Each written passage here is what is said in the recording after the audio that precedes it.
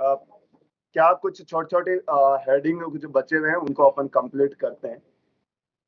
तो आवर्धन अपने पास हो रखा था, ऑप्टिकल पावर हो रखी थी। अब बात है कि थोड़े से लेंस की जो फोकल लेंथ कैसे निकालेंगे। लेंस मेकर है फॉर्मूले से। लेंस मेकर फॉर्मूला क्या है, 1/f is equal to mu minus one 1/r1 minus 1/, जहाँ पे म्यू क्या है, अपवर्तनांक है किसका, लेंस का, किसके सापेक्ष, बाह्य माध्यम के सापेक्ष। वायु में रखा तो म्यू का म्यू रह जाएगा, दूसरा है तो डिवाइड बाई कर देंगे। ठीक है, ये एक एनसीईआरटी का क्वेश्चन है, थोड़ा सा ठीक सा क्वेश्चन है कि भाई ऐसा क्वेश्चन है, कई बार लगता है कि अरे बाप रे 3-3 लेंस है कैसे होंगे। और दूसरी बात ये सोच के चलते हैं कि 3 लेंस के क्वेश्चन तो क्यों ही पूछेंगे, अपन छोड़ते जाते हैं साल भर, और अचानक नीट में पूछ लिया तो फैल जाएंगे। तो ये क्वेश्चन आपको एनसीईआरटी में दे रखा था, ये बताना चाह रहा हूँ 3 लेंस का दे सकता है अगला, कोई भी दिक्कत नहीं। अब यहाँ लेंसों का संयोजन लगाने मत बैठ जाना, क्योंकि लेंसों का संयोजन जो होता है बहुत ही क्रिटिकल केस में बता रखा है। अपने पास लेंस एकदम चिपके हो तब तक तो वो ठीक ठाक है, काम कर जाता, वरना दिक्कत आती है। तो यहाँ पे क्या है, ये कह रखा है कि लेंसों द्वारा बनाए गए अंतिम स्थिति बतानी है। तो ये क्या है, ऑब्जेक्ट, और ये पहला लेंस है। पहले लेंस के लिए यू कितना, देखो लेफ्ट साइड में मेजर करेंगे तो -30, फोकल लेंथ 10 है तो वी आ जाएगा। तो आपको पता है 1/v 1/u 1/f होता है। तो अपन देखेंगे 1/v is equal 1/u plus 1/f है, तो आप कह दोगे uf/u प्लस है। तो uf/u प्लस f रखा तो मेरे कितने आया, 15 सेंटीमीटर प्लस का आ रहा है, इसका मतलब इधर बनेगा। तो इधर देखो ये 5 है और ये 10 है, इसका मतलब ये पहली इमेज यहाँ बन गई। अब बताओ ये इमेज जो है वो इसके लिए किसका काम करेगी, इसका ऑब्जेक्ट का काम करेगी। तो अब इसके लिए देखो, देखें फोकल लेंथ तो -10 है, यू राइट साइड में आपको मेजर करने जाना पड़ेगा तो प्लस कितना, 15, तो प्लस, अच्छा यहाँ से +10, तो uf/, तो ये कितना आया, अनंत आया। अनंत आया, पता चला इसका मतलब है समांतर जाएंगी, और जब इसके समांतर जा रही है तो कहाँ जाके मिलेंगी, फोकस पे। तो फोकस कहाँ है इसका, 30 पे। तो मतलब जब भी ऐसा कॉम्बिनेशन देगा तो जरूर अगला बहुत ही अच्छे से डेटा सेट करेगा, ताकि फाइनल कैलकुलेशन आपकी ठीक ठाक आ जाए। क्योंकि उसको कॉन्सेप्ट क्लियर कराना, उसका मकसद ये नहीं कि कैलकुलेशन में बच्चा फंसा रहे। यहाँ पे थोड़ी सी कैलकुलेशन इधर उधर दे देते हैं पॉइंटों में, तो आपको काफी सारी दिक्कत आती, क्योंकि 3 बार फॉर्मूला लगाना होता, टाइम खर्च हो जाता, बट यहाँ पे नहीं हुआ। आओ आओ, अब यहाँ पे कुछ छोटे छोटे रिजल्ट।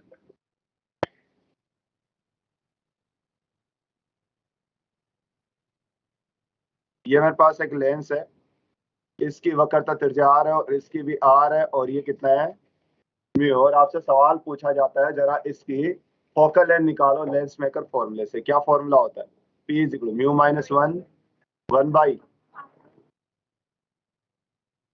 ठीक है, म्यू किसका,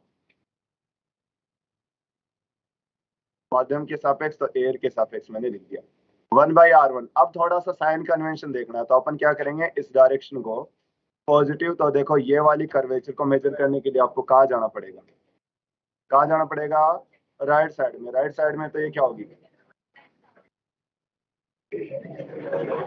प्लस हो जाएगा। इस वाले की रेडियस ऑफ कर्वेचर मेजर करने के लिए कहाँ जाना पड़ेगा, लेफ्ट में जाना पड़ेगा, तो ये -r हो जाएगी।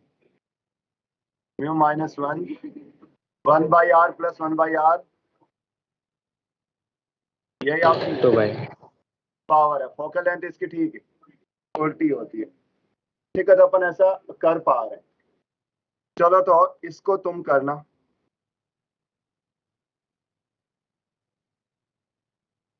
इसके रेडियस कर्वेचर r है, इसका म्यू है, और ये तो पता ही आपको अनंत। इसके फोकल लेंथ निकालना, पावर निकाल दो तुम तो, पावर निकाल दीजिएगा। ये वाली सरफेस फ्लैट है, समतल है।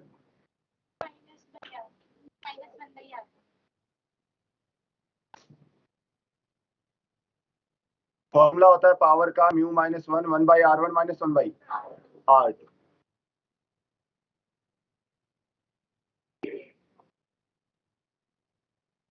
तो पावर का फॉर्मूला म्यू -1 1/r1। देखो इसको मेजर करने के लिए आराम से सोचे कहाँ जाना पड़ेगा, प्लस में जाना पॉजिटिव। पड़ेगा। इस वाले की रेडियस ऑफ कर्वेचर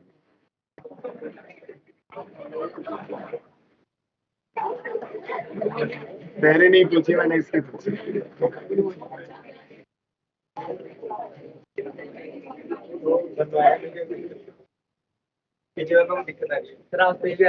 ना दिक्कत नहीं आ रही वो। अच्छा इनको क्या क्या करें, ये भी बेचारी दाराड़ी शर्ट पहन के आई आज है, दिख रही को नया दिक्कत आई गए जो ना, तो बीच में। अब ये शर्ट की वजह से दिक्कत नहीं है, जगह की भी दिक्कत नहीं है। अभी हाइट है, 2-3 बार तो स्विच ऑन ऑफ कर देखे सबको पता चल जाना है। ठीक है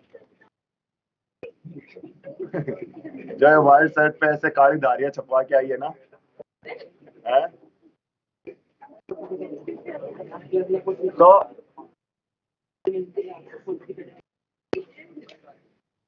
ओ भाई, पढ़ना इसको खत्म थोड़ी रोकना थोड़ी है। मैं इसीलिए 9 बजे बुलाया था कि रुक जाएगा सिलेबस, रुक रह जाएगा। मेरी 12:30 बजे क्लास है, लास्ट है वो, तो 12:15 छोड़ना ही पड़ेगा हर हाल में। तो ये देखो, देखे पावर पहले 2 टाइम्स थी और अब आधी, मतलब पावर कितनी होगी, आधी। तो मैंने सीधे तरीके भी बताए थे इन क्वेश्चन के कि भाई इसको ऐसे काट देते हैं, पहले देखो ये कन्वर्ट करता था और ये कन्वर्ट नहीं करेगा। तो इस वाले केस में तो देखो लेफ्ट वाला और राइट वाला दोनों कन्वर्ट कर रहे हैं, तो 2 बार कन्वर्ट कर रहे हैं तो पावर उसकी डबल होगी और इसकी पावर आधी। तो बस आपको सीधा सीधा सीधा ऐसे याद रखना है, साइन कन्वेंशन थोड़ा सा लगाना है। और साइन कन्वेंशन की बात ये आपको वैसे भी पता होना चाहिए कि ये है तो इसकी पावर पॉजिटिव आएगी, इसकी पावर नेगेटिव आएगी, इसकी पावर पॉजिटिव और इसकी नेगेटिव आएगी। इसलिए आपको चेक करना पड़ेगा कि ओवरऑल ये कौन सा लेंस है, कौन सा लेंस है, आपको देख के पता चल रहा है। वाह, अरे उत्तल है, उत्तल है, बीच से मोटा किनार से पता, उत्तल नहीं है तो इसकी पावर कैसी होगी, पॉजिटिव होगी। तो आप इसको पावर पॉजिटिव देखने को मिलेगी, इसका तो इसकी क्या होगी। तो सीधी सी बात है, आपको लेंस देखते ही पावर का प्लस और माइनस से पता चल जाना चाहिए। तो 50% क्वेश्चन तो यही कंप्लीट हो जाता है कि पावर पूछेगा नेगेटिव या पॉजिटिव, कन्वर्जिंग या डाइवर्जिंग। फिर दूसरी बात रही साइन कन्वेंशन। तो साइन कन्वेंशन थोड़ी बहुत एरर हो भी जाए तो दिक्कत नहीं है, क्यों, क्योंकि आपको पता है कि पावर इसकी प्लस या माइनस हो जाए। तो आपको सीधे सीधे रिजल्ट वाला काम पे करना है। यदि इसकी पावर पी है तो इसकी पावर क्या होगी, माइनस पी होगी। इसकी पी है तो इस वाले की p/2। इसकी मान लो 4 है तो नीचे वाले की, सॉरी ऊपर वाले की -4 है तो नीचे वाले की -2 हो जाएगी। ये चीजें आपको अच्छे से पता है।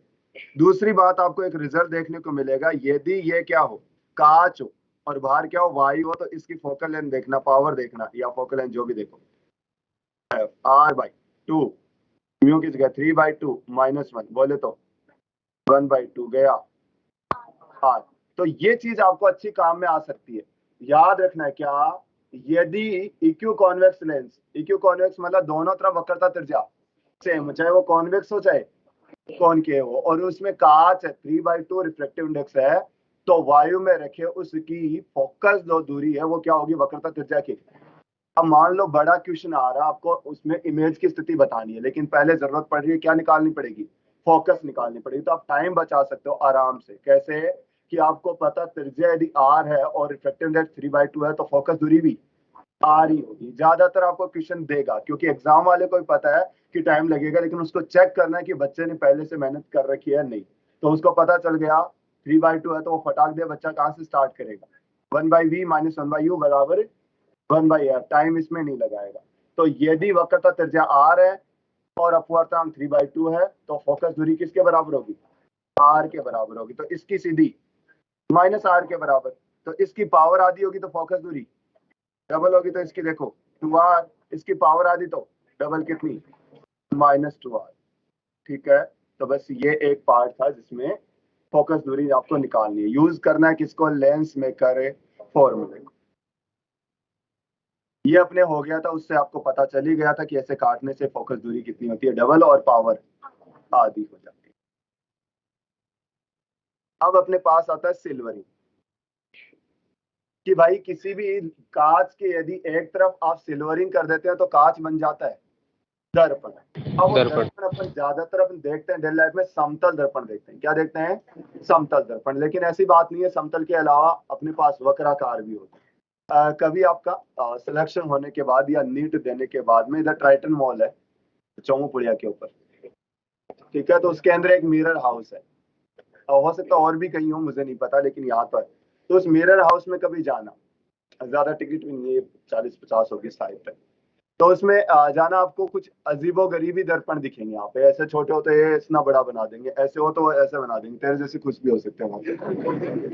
हाँ, ऐसे हाइट ऐसे दिखा देंगे, मतलब तेरे को ऐसे, मतलब या तो मजा आ जाएगा, रोना आ जाएगा। जैसे आ जाएगा, वाह कैसे दिखती हूँ, और रोना तो इसलिए आ ही जाएगा, बाहर निकलती मैं क्या हूँ। क्योंकि वहां पे समतल दर्पण भी है, तो उसमें देख के उसमें देखेगी ना तो फिर सिर बिड़ाएगी। तो ऐसा कर सकते हो। तो वहां पे पता चलेगा कि डिफरेंट डिफरेंट लेंसेज के क्या कर देते हैं, सिल्वरिंग करके उनको अजीबो गरीब बता देते हैं कि वो बड़े छोटे इमेज, टेढ़ी मेढ़ी, ऐसे अजीबो गरीब गंदी गंदी इमेजेस बनेंगी। तो देखते हैं सिल्वरिंग के बाद में। तो ये अपने पास एक लेंस है, मैंने क्या कर दी, एक तरफ इसके रजतीकरण कर दिया। तो इसको मैं ऐसे समझ सकता हूं, तो एक तो इसमें क्या है, लेंस है, और एक इसके अंदर दर्पण। आओ आओ, तो ये क्या है, लेंस है, और ये क्या है, मिरर है।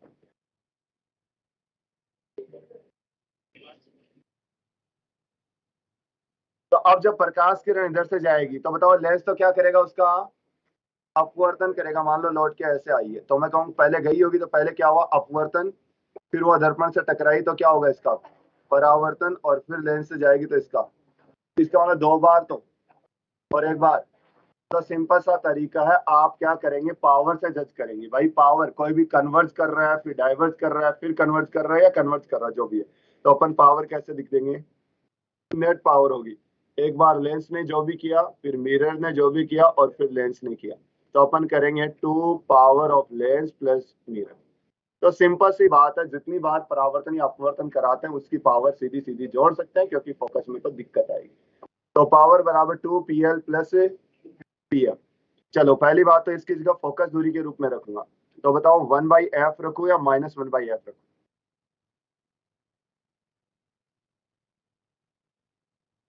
देखो लेंस का होता है 1/f, और मिरर का बताओ, ये मिरर है लेंस, तो जानकारी के लिए बता दूं ये मिरर है। मिरर। हालांकि आपको लेंस के सिल्वरिंग हेडिंग यहाँ से चालू होती है, लेकिन आप इसको समझ सकते हो है ही क्या है, मिरर। मिरर ही है क्या, क्योंकि टकरा के वापस आना ही पड़ेगा, और कोई ऑप्शन नहीं है। तो इसको लिखेंगे माइनस, ठीक है। 2 power of lens, Sidhi Sidhi app लिख देते हैं, और पावर ऑफ मिरर ये लिख दिया, ठीक है। लेंस की हो जाएगी और ये मिरर की हो जाएगी, ठीक है। तो ये तो आपके ऐसे होगी, उसमें कोई दिक्कत नहीं। अब यहाँ से चालू करते हैं, ये पावर कैसी होगी, पॉजिटिव या नेगेटिव? पॉजिटिव। ये वाली भी पॉजिटिव। कैसे? क्योंकि इस लेंस का, इस दर्पण का काम क्या है, कन्वर्ज या डाइवर्ज? अभिसारित या अपसारित? अभिसारित, इकट्ठा करता है प्रकाश को, तो इसकी पावर भी पॉजिटिव, इसकी पावर भी ओवरऑल पॉजिटिव। दर्पण की तरह व्यवहार करेगा। उत्तल दर्पण, अवतल दर्पण, कैसा? कैसा दर्पण? अवतल दर्पण हो जाएगा। बस यही आपको पहचानना है, अवतल दर्पण की तरह व्यवहार करेंगे। तो देखता हूं जरा ये क्या करेगा, देख के बता दो पहले, उत्तल या अवतल? अवतल दर्पण। दर्पण है, लेंस है, कौन से की तरह व्यवहार करेगा? अभी अभी तो बताया, यही तो बताया, कैसे की तरह व्यवहार करेगा, अवतल। ये वाला उत्तर। उत्तल। तो इसमें साफ साफ दिख रहा है ये डाइवर्जिंग है, इसकी पावर नेगेटिव और इसकी पावर भी, ओवरऑल भी। ये बताओ जरा, नेगेटिव।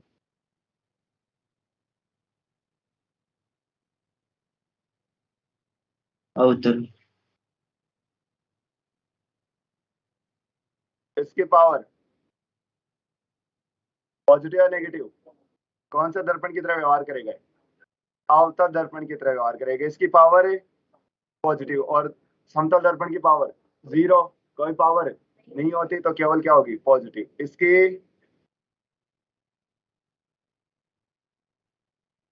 उत्तल या अवतल? ये भी अवतल। अवतल अवतल। करेगा। क्यों? लेंस की पावर उल्टा ही कैसी तो। है? पॉजिटिव, और इसकी पावर भी पॉजिटिव फिर पॉजिटिव। तो कैसा?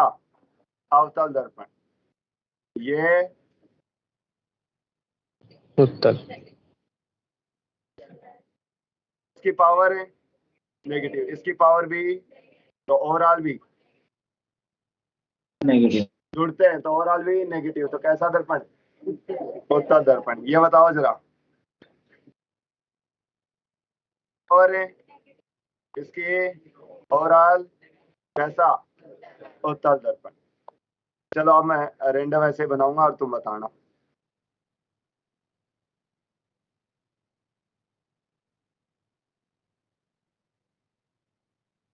ये कैसा दर्पण है?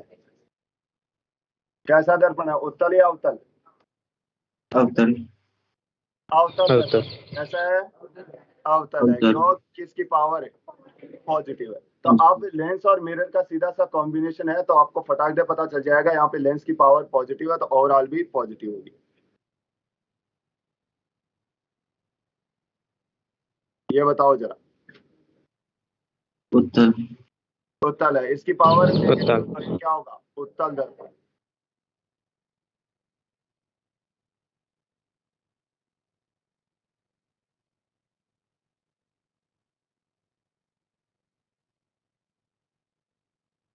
अवतल हो गए। क्यों? क्योंकि इसकी भी पॉजिटिव और इसकी भी पॉजिटिव। तो आपको बस यही पता चल जाए तो भी कितनी बड़ी बात है। बाकी का अपन जब फॉर्मूले रख के करेंगे तो और आसान होगा। लेकिन ये उत्तल अवतल आप सीधे बता दिया करें। जैसे मैं एक बार ऐसे रख रहा हूं,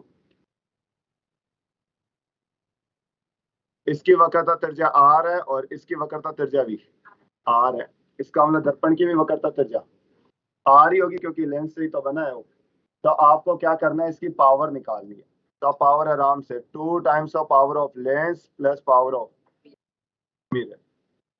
अब पावर ऑफ लेंस आराम से देखें जरा क्या होती थी।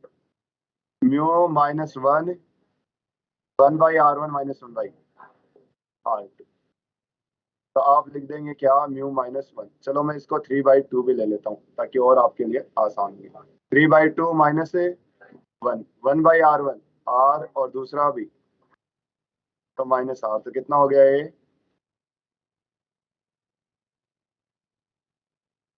कितना हो गया? 1/r। वैसे भी थोड़ी देर पहले बताया था मैंने क्या, यदि बीच में ग्लास हो तो उस केस में पावर, मतलब फोकस दूरी किसके बराबर? आर के बराबर ही होते तो पावर 1/r। तो इसका काम तो हो गया 2/r। चलो मिरर की पावर कैसे लिखते हो? -1/f। ठीक है, -1/f। अब ये देखो, देखिए दर्पण की फोकस दूरी क्या होती है वक्रता त्रिज्या की? आधी। तो ये तो श्योर हुआ r/2। अब थोड़ा सा कंफ्यूजन आता है, माइनस लिखो या प्लस, तो अवतल दर्पण है तो फोकस दूरी माइनस लिखोगे। दूसरा तरीका मैं सजेशन ये दूंगा आपको कि आपको ये लिखनी है पावर प्लस या माइनस। बताओ कैसा है? अभिसारित या अपसारित? अभिसारित। कन्वर्ज करता तो पावर पॉजिटिव, पॉजिटिव होगी तो 2/, तो ओवरऑल 4/। बस इतना सा सिंपल। अब फोकस दूरी पूछता तो आपको पता ही है, समझ आ जाएगा, तो उल्टा हो जाएगा। तो कुछ नहीं है ऐसे क्वेश्चन में, क्या करना आपको? चलो इस क्वेश्चन को करना।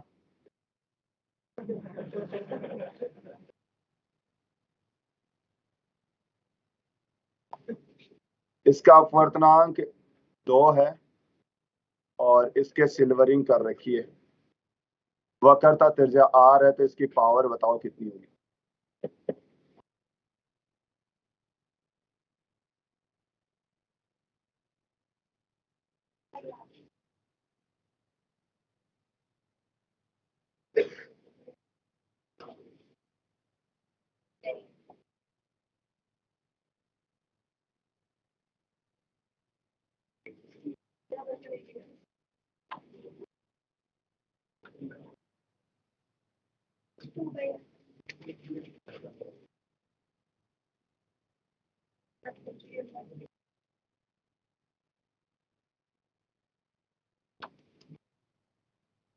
Two times of power of lens plus power of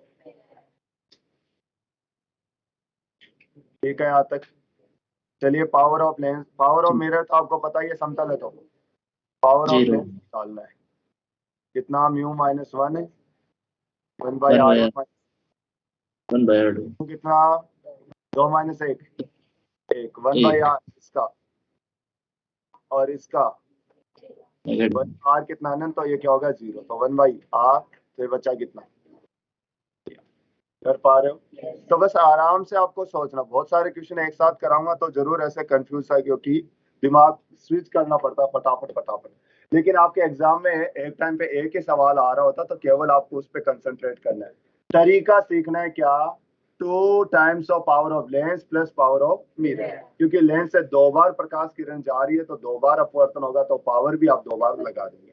ठीक है, तो आप ऐसे बन जाओ। एक आता है विस्थापन विधि के द्वारा लेंस की फोकस दूरी ज्ञात करना। तो विस्थापन विधि वैसे तो एनसीईआरटी में आपने देखा होगा अंदर कहीं दूर दूर तक नहीं है, लेकिन लास्ट के एक्सरसाइज में क्वेश्चन जरूर दे रखा है। तो वो कहना चाह रहे हैं कि लैब के अंदर ये एक्सपेरिमेंट होना चाहिए। तो चलो वो तो छोड़ो, तुम्हें तो पता ही है लैब में तुमने कितने एक्सपेरिमेंट किए हैं। तो डिस्प्लेसमेंट मेथड तो लैब वाले के अंदर है भी नहीं। आपके बोर्ड जो आते हैं एक्सपेरिमेंट आते हैं काउंटिंग में, 14 एक्सपेरिमेंट, 13 कितने हैं तुम्हारे, 14 के अंदर कोई भी शायद लेंस का नहीं था, प्रिज्म वगैरह का। तो प्रिज्म था वो ही नहीं कराया, तो ये तो कहाँ से करवाएंगे। तो वो भी मैं ही कराऊंगा। तो डिस्प्लेसमेंट मेथड का क्या तरीका है,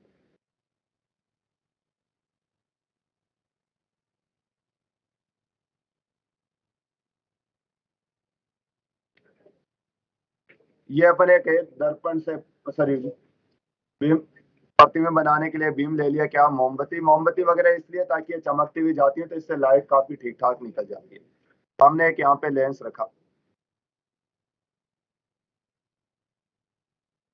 आप बताओ इस लेंस से बनने वाला प्रतिबिंब कैसा होगा, ये वास्तविक बिंब है तो इसका प्रतिबिंब कैसा बनेगा, राइट में बनेगा, पता है क्या आपको। यदि फोकस के बीच में नहीं है, फोकस और पॉल के बीच में नहीं है, तब तो वो इधर बनेगा, अदरवाइज कहाँ बनेगा, राइट में। तो अपन क्या कर रहे हैं, फोकस से इधर कहीं रख रखा है तो इसका प्रतिबिंब बनेगा राइट में। और वो वास्तविक होगा, वास्तविक प्रतिबिंब हमेशा किस पे देखा जाता है, पर्दे पे देखा जाएगा। तो हम क्या करेंगे, यहाँ पे एक स्क्रीन रख देंगे और पर्दे पे आपके जो मोमबत्ती है ये उल्टी बनेगी। ठीक है, तो ये यदि ऐसा बना तो ये क्या होगा, यू हो जाएगा। और ये कैसे चेक करेंगे, यहाँ पे हम मोमबत्ती रख देंगे और यहाँ पे अपने पास एक स्क्रीन रख देंगे। और ये यहाँ से लेंस जो है, इस लेंस को मैं इधर से विस्थापित करता जाऊंगा करता जाऊंगा करता जाऊंगा करता जाऊंगा। तो तब रोक लूंगा जब इस पर्दे के ऊपर क्लियर इमेज बन जाए। देखना हमेशा आपके पास होगा, यदि इमेज क्लियर नहीं होगी तो वो क्या कहाँ नहीं बनेगी, स्क्रीन पे नहीं बनेगी। मान लो कि इमेज बननी तो यहाँ चाहिए थी, तो यहाँ स्क्रीन होती तब तो दिख जाती, इस स्क्रीन पे वो इमेज क्लियर नहीं होगी। मान लो कि इमेज बन यहाँ रही है और आपने स्क्रीन यहाँ रख रखी है तब भी वो क्लियर, तो इसके ऊपर क्लियर तभी दिखेगी जब एग्जैक्ट यहीं पे इमेज बन रही। तो करने का तरीका क्या, मोमबत्ती और स्क्रीन को फिक्स रख देते हैं और लेंस को धीरे धीरे धीरे धीरे धीरे धीरे विस्थापित करते हैं, इसीलिए इसको विस्थापन विधि भी कहते हैं, डिस्प्लेसमेंट मेथड भी। तो इसको शिफ्ट किया शिफ्ट किया शिफ्ट किया, वो स्थिति ढूंढ देते हैं जहां पे क्या बन जाए, क्लियर इमेज। यहाँ पे एक स्केल लगा होता है और स्केल पे आप मेजर कर लेंगे कि ये कहाँ पे बना, तो वो रीडिंग को अपन नोट कर लेंगे, नोट करेंगे तो वो यू होगा और बचा हुआ बी हो जाएगा। ठीक है, फिर अपन देखो और भी इसके अंदर चीजें देखेंगे। मैं इस लेंस को एक बार के लिए चेक कर लिया, फिर और विस्थापित किया और मैंने कुछ विस्थापित किया, मान लो एक्स, और फिर से पता चला कि एक बार तो धुंधली होगी और वापस क्या बन गई, क्लियर बन गई। क्या पहले यहाँ पे एकदम साफ सुथरी बन रही थी, ना तो मैं बिंब को छेड़ा और ना ही स्क्रीन को, इसका मतलब क्या नहीं छेड़ा अपन ने, बिंब और प्रतिबिंब की स्थिति को नहीं छेड़ा। तो यहाँ पे देखिएगा फॉर्मूला 1/v माइनस 1/u बराबर 1/u। लेंस वो का वो, या फोकस दूरी में कोई परिवर्तन, v और u को अपने पास देखें तो ये क्या है, रेखीय संबंध आ रहा है इनके बीच में।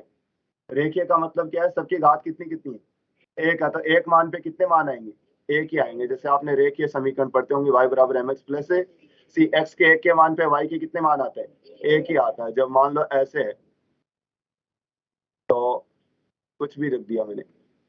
तो अब बताओ x के एक मान पे y के दो मान आएंगे, क्योंकि क्या करोगे आप, रूट करोगे। तो बस यही पॉइंट मैं आपको समझाना चाह रहा हूँ। तो इस हिसाब से तो एक ही मान आना चाहिए, फिर भी मैंने देखा दो स्थिति पे क्या आ रहा है, क्लियर इमेज दिखाई दे रही है। तो कुछ तो गड़बड़ हुआ होगा।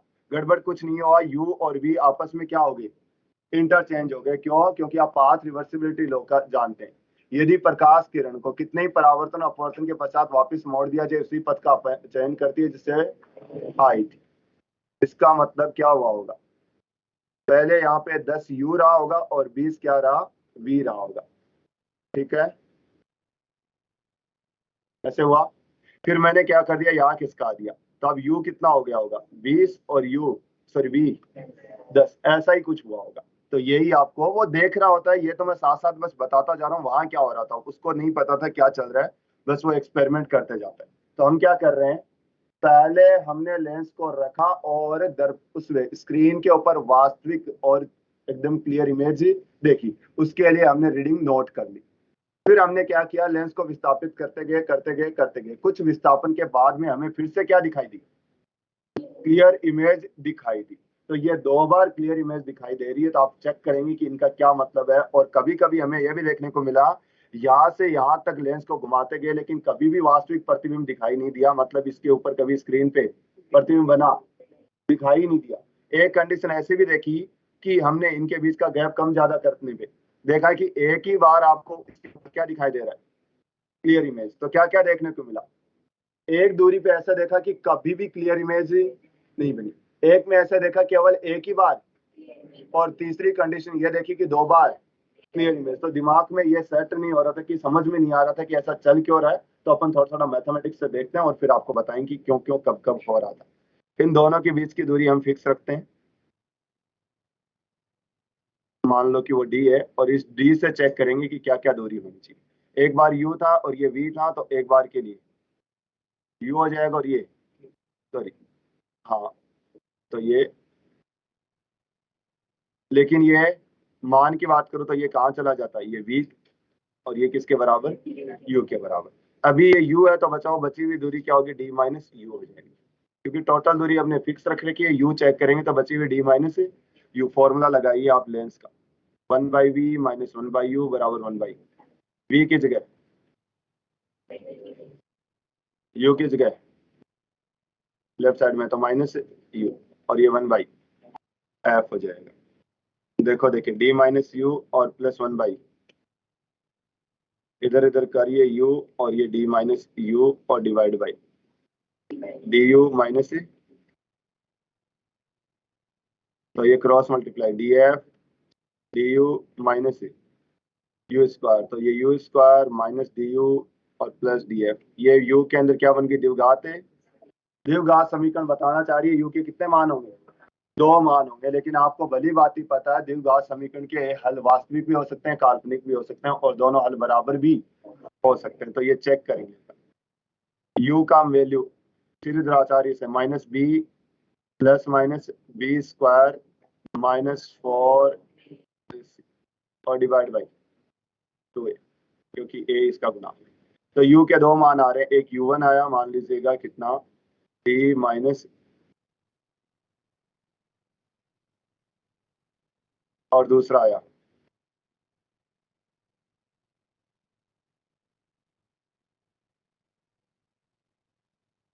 यहाँ तक, ठीक है। अब अपन थोड़ा चेक करते हैं और फिर आगे भी बढ़ेंगे। सोचो कि ये वाली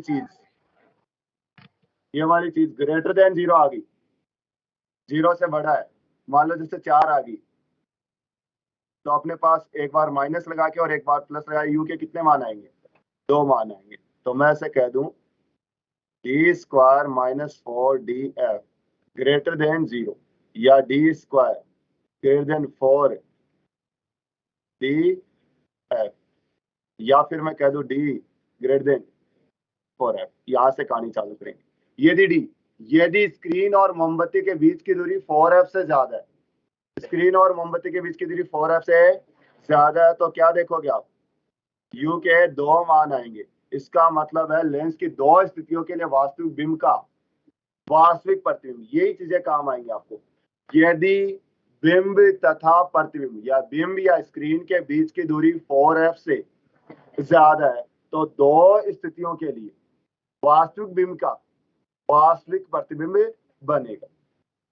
दूसरा है, इसको बराबरी कर दिया, d is equal to 4f, तो देखो ये वाला पार्ट तो कैंसिल, क्या बचा d/2। तो ऐसे केस में u1 और u2 दोनों d/, इसका मतलब क्या समझा, यदि 4f का मतलब ये 2f और इधर भी, तो यदि आपका ऑब्जेक्ट 2f पे रखा हो तो इमेज कहाँ बनती है, 2f पे। पता नहीं है कि आपको लेंस के 2f पे रखिए तो इमेज कहाँ बनेगी, 2f पे ही बनती है। इसका मतलब इस केस में एक ही स्थिति, यदि बिंब तथा स्क्रीन के बीच की दूरी 4f रही तो एक ही स्थिति ऐसी होगी जहां पे वास्तविक बिंब का, और वो कब होगा, जब लेंस दोनों के बिल्कुल बीच में हो। और स्थिति क्या है, 2f पे रखा होता है और प्रतिबिंब कहाँ बनता है, 2f पे ही बनता है।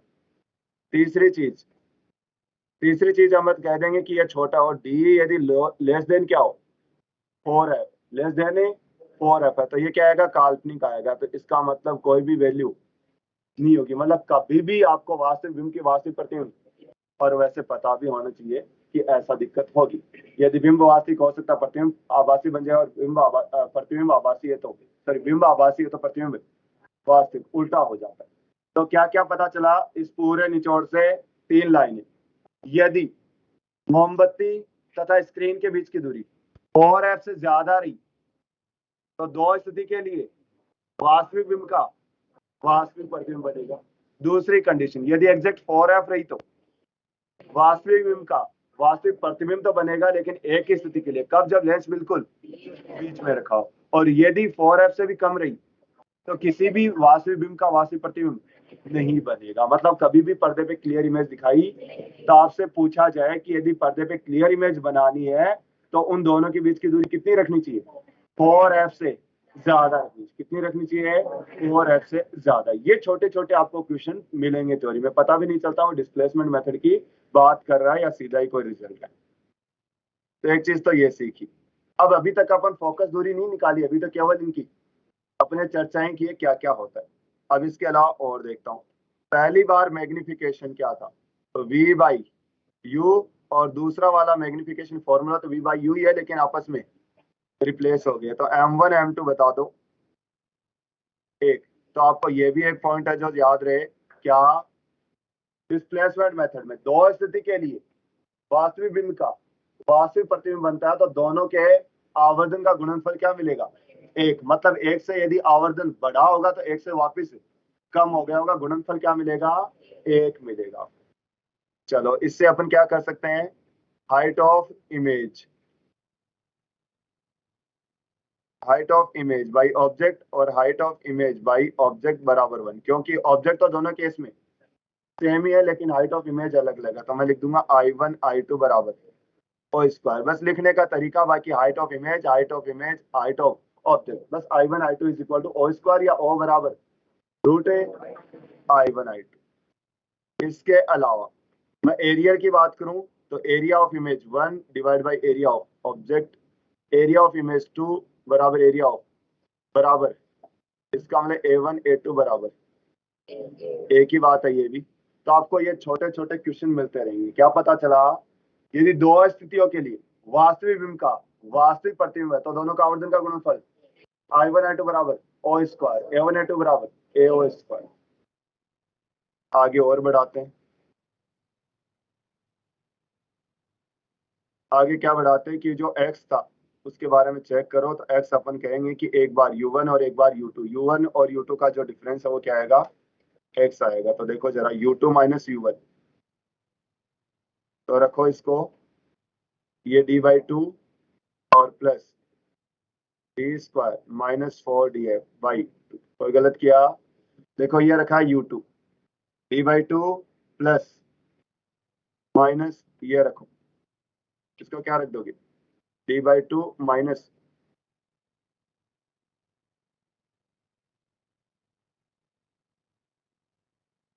और ये माइनस माइनस प्लस हो जाएगा। तो क्या हो गया x, D square minus by 2 तो कैंसिल हो गया जुड़ के, दोनों तरफ वर्क कर दो,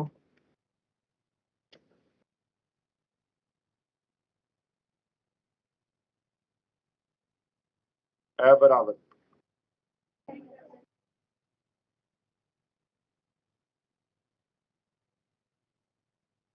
इसमें कोई भी आपको फॉर्मूला लगाने की जरूरत नहीं है, पूरा एक्सपेरिमेंटल है। क्योंकि आपको बताता हूं, जब अपन 1/v 1/u 1/, फॉर्मूला लगाते हैं, पहली बात तो वहां पे एरर होने के चांस बढ़ते जाते हैं, क्योंकि 1/1/1/, और दूसरी बात है वो पैराक्सियल रेज वगैरह के लिए मतलब काफी सारी कंडीशन आ जाती है। लैब के अंदर ये वाला एक्सपेरिमेंट करोगे तो देखो कितना आसान है कि भाई आप ऑब्जेक्ट कहाँ रखा और स्क्रीन कहाँ, ये आराम से स्केल पे मेजर कर सकते हो। दिख रहा है स्थायी है, फिक्स कर रखा अपन ने, ठीक है। फिर मैं क्या चेक करूंगा, एक्स कि पहले अपन देखेंगे कि कहाँ क्लियर बना, उसको रीडिंग को नोट कर लिया, मान लीजिए 10 सेंटीमीटर पे बना। फिर अपन वापस विस्थापित किया और फिर पता चला कि यहाँ पे है 15 पे। तो एक 10 और 15, 10 और 15 बीच का गैप कितना हो गया 5। तो एक्स की वैल्यू तो देखो डी फिक्स है और एक्स मिल जाएगा, तो क्या निकाल लेंगे फोकस। और ये 5 10 15 बार आप रिपीट करोगे तो जो भी थोड़ी बहुत एरर आने के चांस है वो एवरेज रहने पे कम हो जाएगी, और ये एग्जैक्ट अच्छा सा एक्सपेरिमेंट हो जाएगा। क्या निकालने का, फोकस दूरी किसका, लेंस की। तो किसी लेंस की, उत्तल लेंस की यदि आपको फोकस दूरी निकालनी है, उसकी फोकस दूरी कितनी है, तो यह निकालने के लिए आप किसको काम में लेंगे, डिस्प्लेसमेंट मेथड को। विस्थापन विधि में क्या करते हैं, एक बिंब लेते हैं और एक प्रतिबिंब के लिए स्क्रीन रखते हैं, ठीक है। उनके बीच में एक लेंस है और लेंस को अपन आगे पीछे घुमा सकते हैं। ट्रेन ट्रेस ही होती है पटरी से, उसके ऊपर आगे शिफ्ट कर सकते हो और वापस पीछे ला सकते हो, ठीक। हमने क्या किया कि वहां से लेंस को चालू करते हैं, धीरे धीरे धीरे धीरे धीरे विस्थापित किया और हमने देखा कि एक बार क्लियर इमेज बनी, उसको हमने नोट कर लिया। फिर आगे और शिफ्ट किया और शिफ्ट किया और शिफ्ट किया, फिर से क्लियर इमेज बनी और हमने उसको नोट कर लिया। दोनों का जो डिफरेंस था वो कौन था, एक्स था। स्क्रीन और बिंब के बीच की दूरी क्या थी, डी थी। और वहां से क्या निकाली, फोकस दूरी, D square minus x square by D square minus x square by. ये एक्सपेरिमेंट 5-7 बार रिपीट करेंगे और फिर उनका औसत निकाल के वास्तविक फोकस दूरी निकाल लेंगे। तो ये एक सिंपल सा अच्छा सा एक्सपेरिमेंट है। अब आपके चश्मा की फोकस दूरी निकालनी हो, या फिर आपको कोई ग्लास दे दिया जाए कि इसकी फोकस दूरी निकालो, ज्योमेट्री बॉक्स में कोई लेंस आया उसकी फोकस दूरी निकालो, ये बड़ा आसान हो जाएगा किसकी विधि से, डिस्प्लेसमेंट मेथड। वरना तो फोकस दूरी का फॉर्मूला वास्तव में तो क्या था,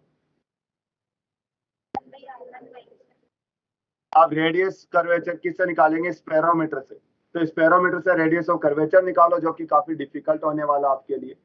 फिर उसके बाद में म्यू, म्यू कौन सा पता ही होता आपको, आपको जब बताएगा कि ये म्यू है, तो ये चीजें सब क्या है, थ्योरेटिकल है, मतलब पता है तभी आप फॉर्मूला लगा के निकाल सकते हो, जबकि ये एक्सपेरिमेंटल है, मतलब आप लैब में प्रैक्टिकल कर सकते हो। बस आपको किसी को फॉर्मूला बता दिया, 10वीं के बच्चे को भी समझाओगे तो वो कर देगा, 10वीं क्या 8वीं के बच्चे को भी समझाओगे तो कर देगा। बस फॉर्मूला बता दिया, क्या लगाना है, डी स्क्वायर माइनस भाई 4d। उसको ये कोई नहीं पता कि कैसे कैसे फॉर्मूले लाए, ये फॉर्मूले तुम्हें पता है।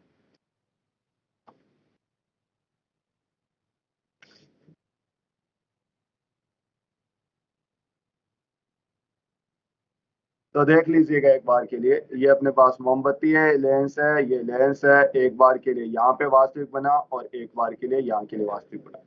दोनों का गुणनफल 1 है, I1 I2 बराबर ओ स्क्वायर, ओ प्रतिबिंब की ऊंचाई I1 प्रथम प्रतिबिंब की ऊंचाई, I2 अच्छा ओ बिंब की ऊंचाई, A1 A2 बराबर स्क्वायर। अपन ने देखा कि यदि D 4F से ज्यादा रहा तो क्या होगा, दो स्थितियों के लिए वास्तविक बिंब का 4F के लिए, एक स्थिति के वास्तविक बिंब का, और 4F से कम रहा तो कोई भी वास्तविक प्रतिबिंब नहीं बनेगा। फिर अपन ने देखा F बराबर डी स्क्वायर माइनस और भाई 4d। तो यहाँ तक तो ये रहा, बाकी का आप और क्वेश्चन थियोरेटिकली क्या बना सकता है, ये देखना M1 माइनस M2। तो M1 क्या था, V बाई U, और ये क्या था, U by V। Sign convention रखें थोड़ा सा, U कहाँ इधर है लेफ्ट में, और V राइट में, तो प्लस हो जाएगा। फिर इसके लिए ये हो जाएगा क्या, तो कैसे भी कर लो चाहे आपस में उल्टे हो जाएंगे, क्योंकि ये प्लस हो जाएगा और ये भी माइनस हो जाएगा। तो यहाँ तो आपको देखने को मिलेगा साइन कन्वेंशन का कोई फर्क भी नहीं पड़ेगा। इसको देखो, ये V square minus U square by U into V हो जाएगा। तो v प्लस u और इंटू वाई यू वी। आपको पता है 1/f बराबर 1/v 1/u, तो क्या होगा था f क्या आता है u प्लस f बाई, अरे भाई 1/f बराबर 1/v माइनस, तो अपने पास ये क्या आता है u minus v by v into you, तो f क्या आ जाएगा u v बाई, अच्छा ये लिख देता हूँ मैं, ठीक है। अब साइन लगाना जरा, u कैसा नेगेटिव, v ऐसा कैसा, u कैसा नेगेटिव, ये ऊपर देखो माइनस हटके u plus v by u क्या बन जाएगा 1/,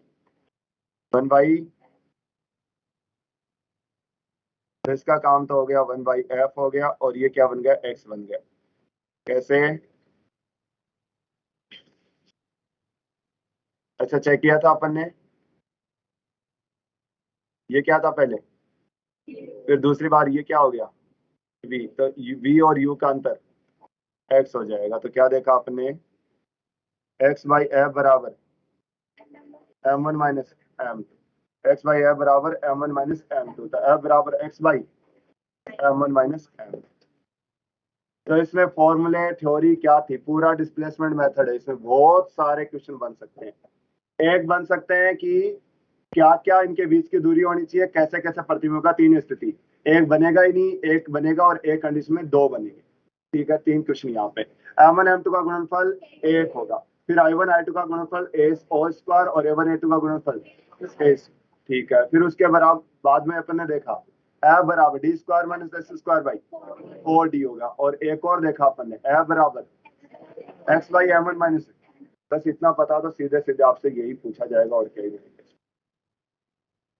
पूरा डिस्प्लेसमेंट मेथड खत्म।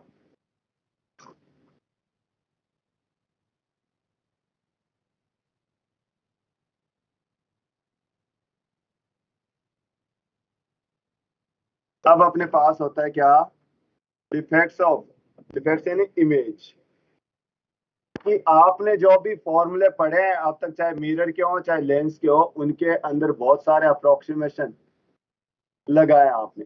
ये मान के चलते हैं कि कौन सी प्रकाश किरणें आती हैं जो प्रतिबिंब बनाती हैं, पैरा एक्सियल रेज आती है। कौन सी आती है, पैरा एक्सियल रेज आती है, ठीक है। फिर अपन ये मान के चल रहे हैं सभी की सभी एक ही बिंदु पे मिलती है, बहुत सारी चीजें मानी, जबकि ऐसा नहीं है, बहुत सारी दिक्कतें आती हैं। तो इन त्रुटियों की वजह से जो होता है उसको कहते हैं अब्रेशन, मतलब इंग्लिश में अब्रेशन कहते हैं, हिंदी में त्रुटि कहते हैं। जैसे ये प्रकाश किरणें आई, ये कहाँ मिलेंगी,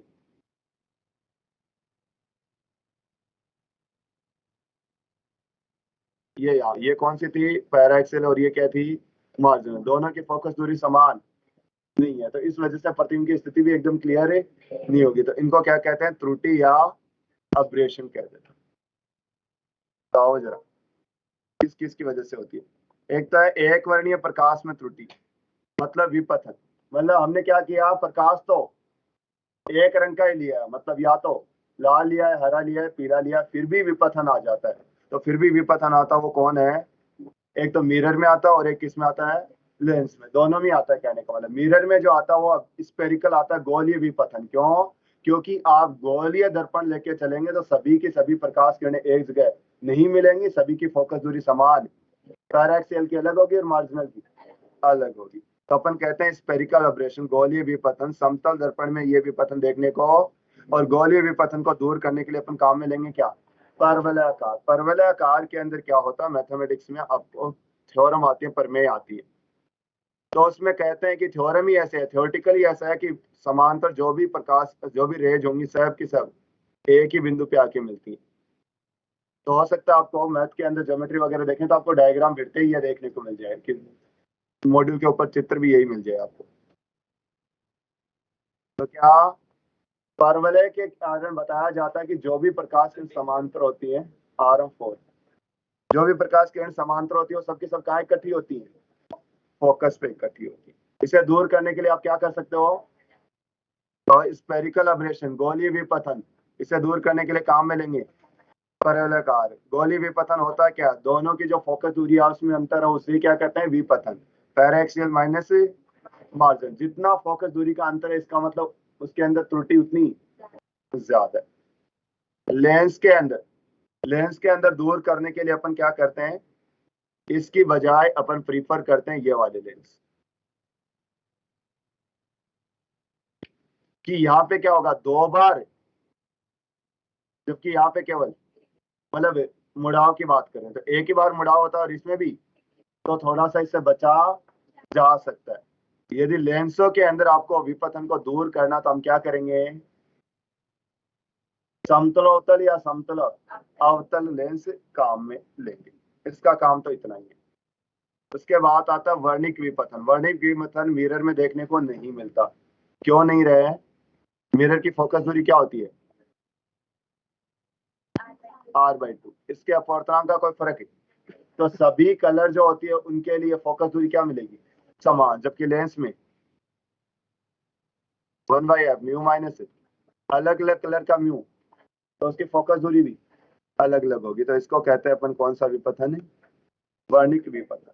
तो मोटा मोटा विपथन क्या होता है, जो आपने फॉर्मूले पढ़े हैं प्रतिबिंब निर्माण के, वैसे फॉर्मूले एप्लीकेबल नहीं होते, मतलब सही जगह प्रतिबिंब नहीं बनने की घटना को कहते हैं अपन विपथन, मतलब त्रुटि होती है, अब्रेशन होता है। ठीक है, फिर ये किस किस में देखने को मिल सकता है, ये लेंस और दर्पण दोनों में देखने को मिल सकता है। 2 टाइप के होते हैं, एक तो एक वर्णीय प्रकाश की वजह से, और एक वर्णिक मतलब एक वर्णीय मतलब एक ही रंग लिया फिर भी त्रुटि देखने को मिलती है।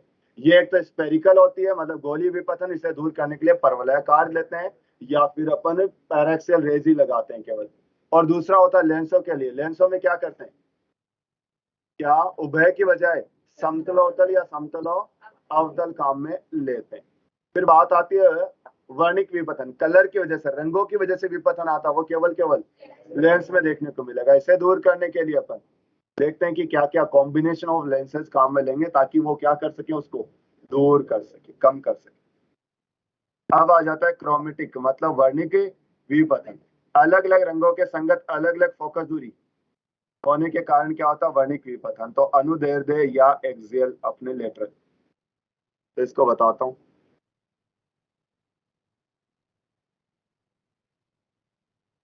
ये ऐसे प्रकाश आया, ये ऐसे प्रकाश आया, बताओ ज्यादा कौन से प्रकाश किरण मुड़ेगी, रेड या वॉयलेट? वॉयलेट वाली ज्यादा मुड़ेगी, इसका मतलब वॉयलेट वाली तो यहाँ की इकट्ठी होगी, और रेड वाली थोड़ी। तो आपको क्वेश्चन इतना तो पूछा गया पीवाईक्यू में भी कि फोकस दूरी कौन से कलर की ज्यादा होती है, रेड की या वॉयलेट की? तो आपका जवाब होगा रेड। फॉर्मूले से 1/f से भी निकाल सकते हो, और बाकी देख सकते हो कि रेड कलर में विचलन थोड़ा कम आएगा, तो ये थोड़ी आगे जाके मिलेंगे, जबकि वॉयलेट पहले ही मिल जाएंगी। ये जो है, अब सोचो कि ये तो अपन एक वॉयलेट और ये रेड, इनके बीच में सभी कलर दिखाई देंगे, तो एक बिंदु पे थोड़ा ना बनाई, इतना पसरी हुई होगी, में जैसे फैल जाएगी। तो ऐसे केस में विपथन इसे दूर करेंगे अपन। पहले तो देखते हैं विपथन क्या है। तो ये एफ आर माइनस एफ, देखो निकालने सिखाते हैं। फॉर्मूला यूज करें, 1/f बराबर 1/r1 माइनस 1/, इसको मैंने कांस्टेंट ले लिया। क्यों? क्योंकि 1/r1 1/r2, आर तो हमेशा ही फिक्स ही रहेगा। अब मैं क्या कर रहा हूँ, इसका अवकलन कर रहा हूँ। बताओ 1/f का अवकलन 1/x का माइनस 1/x², तो माइनस 1/x² बोले तो अब मैं किसके सापेक्ष किया ये नहीं बताया, तो मैंने इसे कहूंगा df बाई किसी के सापेक्ष भी कर दो, जैसे t के सापेक्ष कर दिया। कि आपका कांस्टेंट है, इसमें कोई बदलाव नहीं आएगा, लेकिन म्यू में तो बदलाव आएगा अलग अलग कलर के लिए। तो इसका अवकलन करोगे तो क्या होगा, D mu by D T, मतलब 1 का 0। कहने का ऐसे भी लिख सकते थे आप। तो वापिस इसका अवकलन करेंगे -1/f², -1/f² डेल्टा एफ, और इसका होगा डेल्टा यू। समीकरण 1, या ये समीकरण 1 और ये 2, इन दोनों समीकरण को आपस में भाग दूंगा मैं। तो देखना समीकरण 2/1 करिए, इसमें भाग दो, पहले वाली समीकरण का क्या जाएगा, एक एफ चला जाएगा, क्या आएगा, माइनस डेल्टा एफ बाई, और यहाँ डेल्टा म्यू ये तो था ही। देखो देखें, थोड़ा बहुत प्रिज्म में कुछ याद आ रहा हो तो फ्रिज में आपको एक चीज बताऊंगा, पावर याद करो, पावर क्या थी, फाई बटा डेल्टा। फाई क्या था, A into mu V minus mu R, और ये था ए इंटू, फिर ए से गया ये डेल्टा बटा क्या आ गई, ये पावर आ गई। तो अपने पास अब ये माइनस इसलिए लगा है, माइनस देख सकते हैं अपन कौन से ज्यादा है, रेड ज्यादा, तो अपने आप यहाँ पे एडजस्ट कर दोगे। आप क्या कर दोगे, रेड माइनस वॉयलेट, तो रेड माइनस वॉयलेट जो होगी वो ओमेगा, ओमेगा, बस यही। आपको सीधा सीधा फॉर्मूला मिलता है, कई बार यदि बुक्स वगैरह में दे रखा होता तो ये वो कहता है कि जो विपथन आता है ये कितना आएगा, दोनों की दोनों की फोकस दूरी के अंतर के ओमेगा इंटू एफ। ओमेगा क्या होती है, पावर किसकी, विक्षेपण क्षमता। क्या होती है विक्षेपण, क्या होती है विक्षेपण, एफ क्या होती है, फोकस दूरी। आपने तो देखा फोकस दूरी सभी कलर के लिए अलग अलग थी, तो फिर ये क्या है, औसत फोकस दूरी है। क्या लेंगे, औसत, या फिर येलो कलर की फोकस दूरी भी कह सकते हैं। तो वापिस बोलिएगा, क्या यदि किसी भी लेंस में से आप एक श्वेत प्रकाश भेजते हैं तो उसके अलग अलग रंगों का विचलन भी, इस वजह से सभी की फोकस दूरी समान न मिलने की वजह से एक आता विपथन, इसको अनुदैर्ध्य या एक्सी विपथन कह देते हैं। ये विपथन जो होता है फोकस दूरी के अंतर के बराबर होता है। ओमेगा एफ, ओमेगा विक्षेपण क्षमता होती है, और एफ औसत फोकस दूरी या फिर येलो के लिए। ये पूरा आपको डेरिवेशन करवाया, ठीक है। तो डेल्टा एफ बराबर क्या होगा, ओमेगा एफ। चलिए अनुप्रस्थ, अनुप्रस्थ में कुछ नहीं है, ये ऐसे गया, ये प्रकाश किरण वॉयलेट वाली ज्यादा मुड़ेगी और रेड वाली,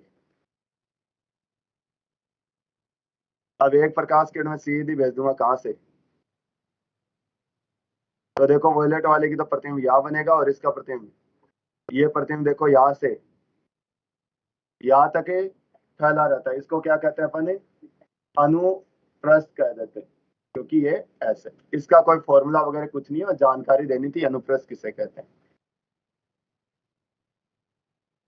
क्या देखा अपन ने, लेंस में से श्वेत प्रकाश गुजारने से अलग अलग रंग की तरंग दैर्ध्य अलग अलग है, और अलग अलग का विचलन भी, इस वजह से सभी एक बिंदु पे इकट्ठा ना होके अलग अलग बिंदुओं पे इकट्ठा होते हैं। फोकस दूरी में अंतर को ही कहते हैं यहाँ पे विपथन। और अपन ने देखा डेल्टा एफ बराबर ओमेगा इंटू एफ आई, या डेल्टा एफ बाई एफ बराबर कितना आया, ओमेगा।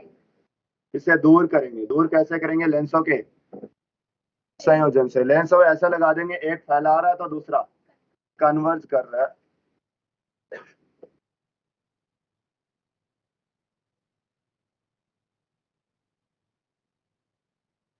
और ये आपसे करवाऊंगा मैं, तो थोड़ा सा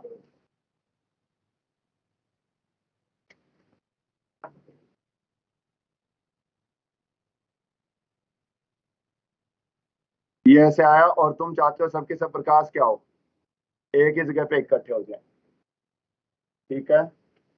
इसकी पावर ले लीजिए P1 है, और इसकी पावर P2 है, या फोकस दूरी F1 ले लो, और इसकी फोकस दूरी, यदि विक्षेपण क्षमता बात करो तो 1 और 2 है।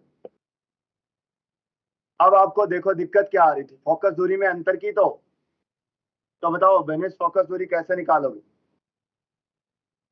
फोकस दूरी कैसे निकालोगे इस निकाय की, 1/a बराबर, फॉर्मूला जानते हैं, ठीक है। अब आपको क्या करना है, जो कॉमन आ रही है, मतलब जो आ रही है इफेक्टिव फोकस दूरी आ रही है, उसमें परिवर्तन कितना होगा, आप कह रहे हो अवर्णिक, मतलब इसमें वर्णक विपथन गायब हो गया। इसका मतलब जो फोकस दूरी इफेक्टिव आ रही है उसके अंदर अंतर, अरे विपथन किस वजह से आ रहा है, वॉयलेट माइनस से, यदि ये 0 आ रहा है इसका मतलब दोनों की फोकस दूरी समान है। तो मैं क्या करूंगा, 1/f बराबर 1/f 1/f लगाऊंगा। अब मुझे करना उसका अवकलन, 1/x का अवकलन माइनस 1/, तो delta x by x square, delta x by x square, delta x by x square, इस टाइप से। जो बनिष्ठ आ रही, मतलब जो इफेक्टिव आ रही है उसके अंदर डेल्टा क्या होगा, 0। क्यों, क्योंकि विपथन तो अपन ने गायब कर दिया। और अब आप संबंध बताओगे कि क्या रिलेशन होना चाहिए पावर में और ओमेगा में। करें? हाँ, थोड़ा सा लगाओगे तभी होगा, वरना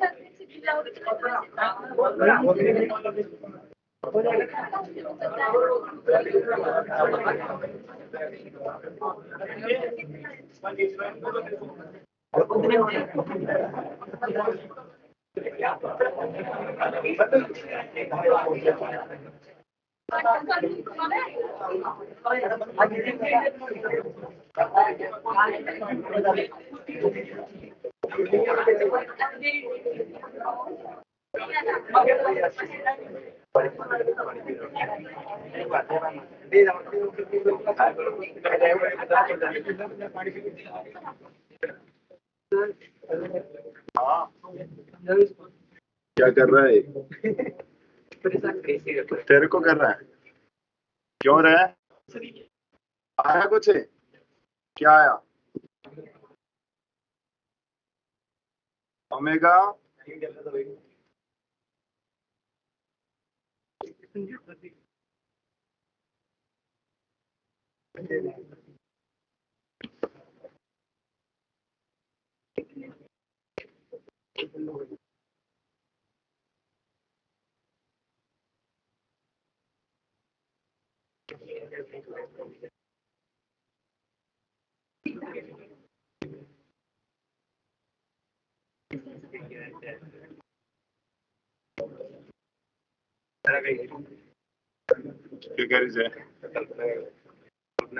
क्या कर रहा है?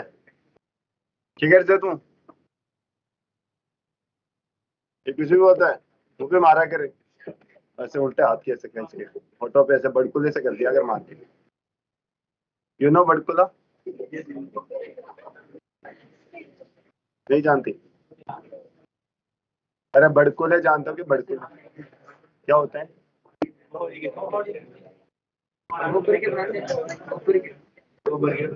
गाड़ी?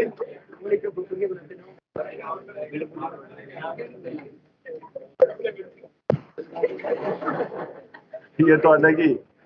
गड़कुलिया? गड़कुलिया? गड़कुलिया क्या होते हैं? बै बै बै बॉम्बे। बड़कुलिया होते हैं तो गड़कुलिया गैफ और गोबर से चालू करते हैं तुम्हारे तो।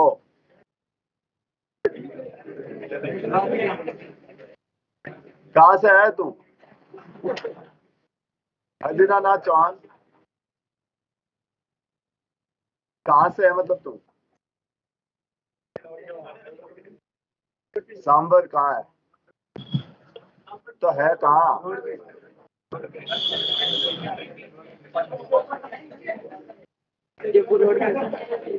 अच्छा, जयपुर और जम्मू की साइड थोड़ा।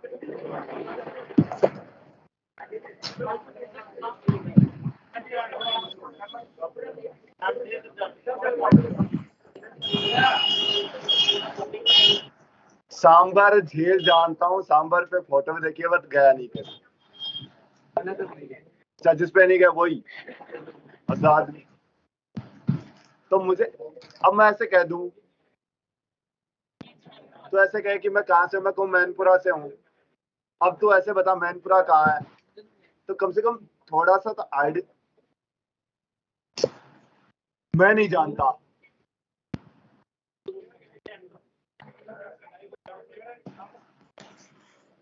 सांबर नहीं जानते, फुलेरा क्यों जाऊंगा मैं? फुलेरा किधर है? तो ये मत कहना सांबर की तरफ है। जोबनेर जानता हूँ, लेकिन जोबनेर कहाँ है?